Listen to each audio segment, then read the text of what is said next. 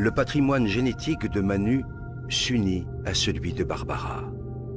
De cette union va naître une cellule unique au monde. Rêve d'amour, fruit du désir et déjà esquisse de vie. Un œuf. Dès cette seconde, tout est déjà écrit, ou presque. Et puis le processus s'accélère. Une nouvelle vie s'organise. Une nouvelle aventure commence. L'œuf, instantanément, se divise en 2, puis 4, 8, 16, 32 cellules identiques. Il entame en même temps un lent et long voyage. Au 3e jour de son expédition, il plonge dans une immense grotte qui lui sera bientôt familière, l'utérus. Au 6e jour, l'œuf sort de sa coque et se pose délicatement sur la paroi de ce très accueillant refuge. Il se construit un nid où, sauf imprévu, il a élu domicile pour 9 mois. Au fur et à mesure que l'œuf s'enfonce dans la paroi souple de l'utérus, il se transforme de façon radicale. Il commence par élaborer des connexions avec son environnement. C'est le futur placenta, une plateforme d'échange permanent avec le corps de Barbara. Simultanément, au centre, un disque se dessine. L'œuf se transforme et devient l'embryon. Âgé de 14 jours, il n'a pas encore la taille d'une tête d'épingle. Quelques jours plus tard, l'embryon s'est considérablement épaissi. Il repose maintenant au centre de 2 poches remplies de liquide. Une incroyable cascade de transformation l'agite. Cela commence par la formation du système nerveux. Sur son dos, une gouttière se creuse, puis, comme un ourlet, elle se referme sur toute sa longueur et devient un tube. C'est la future moelle épinière. Et ces 2 bourrelets géants, ce sont les futurs hémisphères cérébraux. Pendant ce temps, l'embryon s'est enroulé sur lui-même. Un cœur rudimentaire prend lentement forme, des vaisseaux se dessinent. Le système circulatoire du sang s'ébauche. Au fur et à mesure de sa croissance, l'embryon ressemble d'abord étrangement à un poisson, puis un peu plus tard, à un batracien et enfin à un reptile. Tout cela est dans l'ordre des choses. L'embryon humain en formation passe par toutes les étapes de l'évolution des espèces. Il lui reste même encore une queue, qu'il perdra bientôt. En moins de 4 semaines, l'œuf est passé d'une seule à plusieurs millions de cellules parfaitement organisées entre elles. Car ce minuscule organisme est le génial architecte de sa propre construction. Attardons-nous un instant sur un phénomène mystérieux parmi tant d'autres. Une histoire de cœur. Un cœur qui bat. Toutes ces petites boules rouges, ce sont les cellules du futur cœur. L'une après l'autre, elles s'animent et se mettent toutes à pulser à l'unisson. Cette rythmique primaire, c'est le tam-tam de la vie, la pompe du cœur. La machine à vie est enclenchée. L'embryon n'a que 22 jours et mesure désormais 2 mm. Débute alors une nouvelle et spectaculaire métamorphose. 4 semaines, scandées par une multitude de transformations, vont modeler notre petit mammifère aquatique. Puisant via le placenta nourriture et énergie dans le corps de sa mère, l'embryon prend lentement forme humaine. La forme du visage s'esquisse et s'enrichit bientôt de 2 petits renflements sombres qui deviendront les yeux. Des yeux encore dépourvus de paupières, mais des yeux déjà.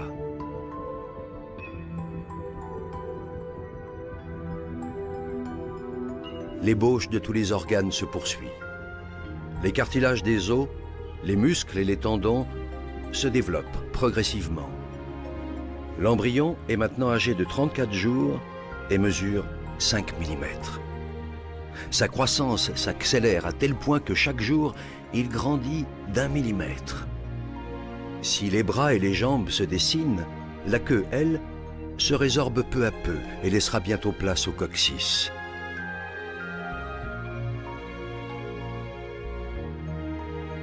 Les orifices de la bouche et des narines se sculptent. La nuque s'affine.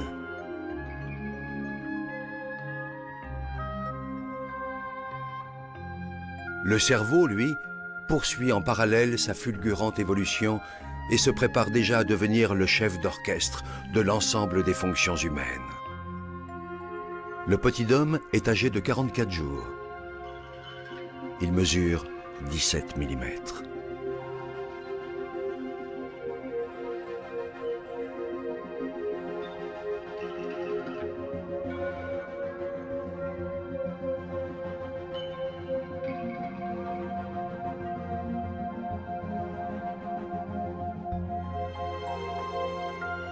Ses yeux se bordent de fines paupières protectrices. Les os de son dos se solidifient, sa tête se redresse. Son cœur, ses vaisseaux sanguins essentiels et la plupart de ses organes ont trouvé leur place définitive et se mettent à fonctionner.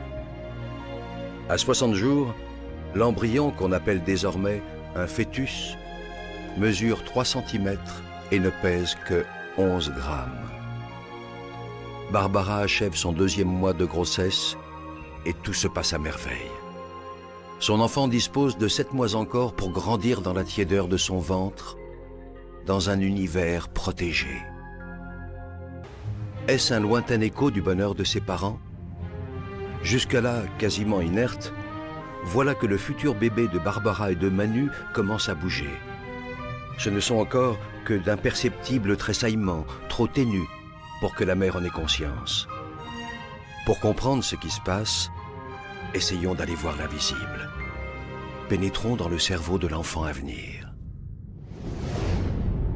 Ici, à chaque minute qui passe, des neurones apparaissent par milliers. Simultanément, ces neurones se connectent les uns aux autres. Ingénieux agencement qui va permettre au fœtus de commander ses muscles et l'ensemble de ses organes. Les informations sont transmises sous forme de messages électriques et chimiques. C'est ainsi qu'à sa naissance, l'enfant de Barbara et Manu possédera plus de 100 milliards de neurones connectés les uns aux autres par 1 million de milliards de contacts. Même le réseau téléphonique ou informatique le plus sophistiqué du monde n'est rien en comparaison de cette formidable complexité du cerveau humain. Derrière cette fabuleuse machinerie, c'est le siège de l'esprit qui se développe lentement.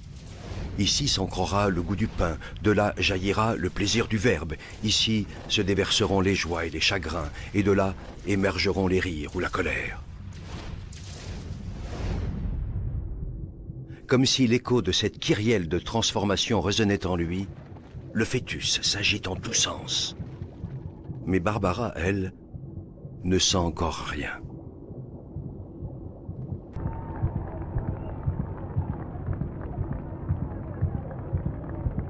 Heureusement pour lui, le fœtus possède son airbag personnel. C'est le liquide amniotique qui le protège des secousses et des chocs. Barbara s'agite et son rythme cardiaque s'accélère. Le petit en est à son 3e salto avant et son cœur atteint bien vite les 220 pulsations par minute. Mais dès que les pirouettes maternelles cessent, le bébé s'apaise à son tour et son rythme cardiaque redescend autour de 160 pulsations, ce qui est, malgré tout, le double de celui de sa mère.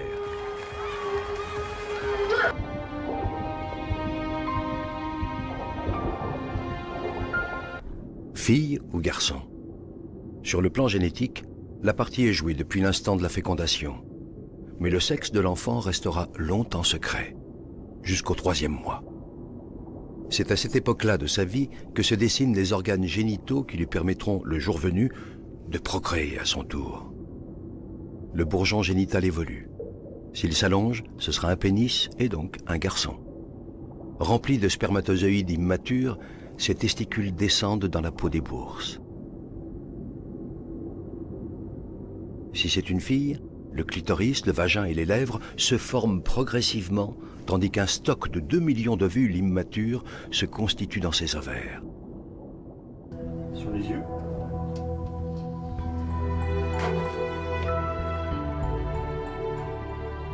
Jusque-là, Julia vivait dans l'obscurité, un peu comme dans une caverne.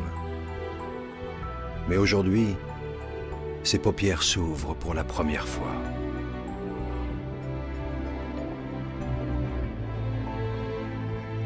Alternance d'ombre et de lumière. Le bébé se prépare en douceur au monde qui l'attend.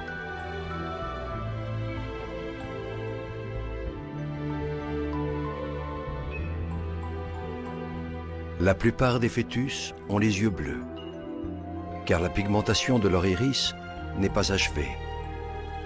Julia n'échappe pas à la règle.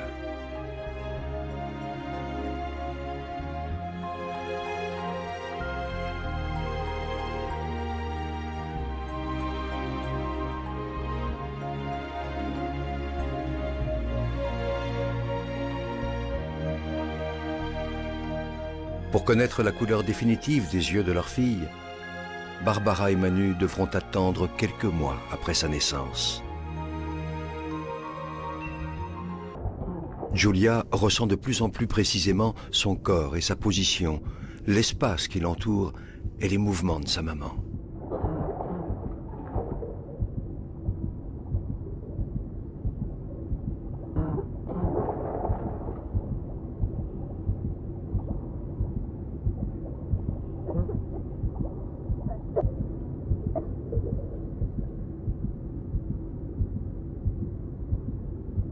Depuis plusieurs mois, la petite acrobate faisait des calipettes. Mais cette pirouette risque bien d'être la dernière, car elle commence à être de plus en plus à l'étroit. Se prépare-t-elle à sortir la tête en bas, comme 95% des enfants? Moment magique. Un renversement de situation qui, encore aujourd'hui, demeure un mystère. Barbara est victime d'une fissure de la poche des os, entraînant un léger écoulement de liquide amniotique. Hospitalisée, il lui faut impérativement rester allongée. Jusque-là, Barbara et Julia n'ont connu qu'harmonie et sérénité. Il faut maintenant qu'elles s'accordent en douceur afin de tenir le plus longtemps possible. Tenir jusqu'au terme. Les os du crâne de Julia ne sont pas encore soudés. Sa tête pourra ainsi s'allonger, se rétrécir au moment où elle sortira du ventre de sa mère. Entre les os, on distingue la surface du cerveau creusée de multiples sillons. À mesure que ces sillons se forment, les fonctions se localisent, s'affinent. Le cerveau dresse sa géographie finale. Ici les sons, et là les odeurs. Ici les images, et là les mots.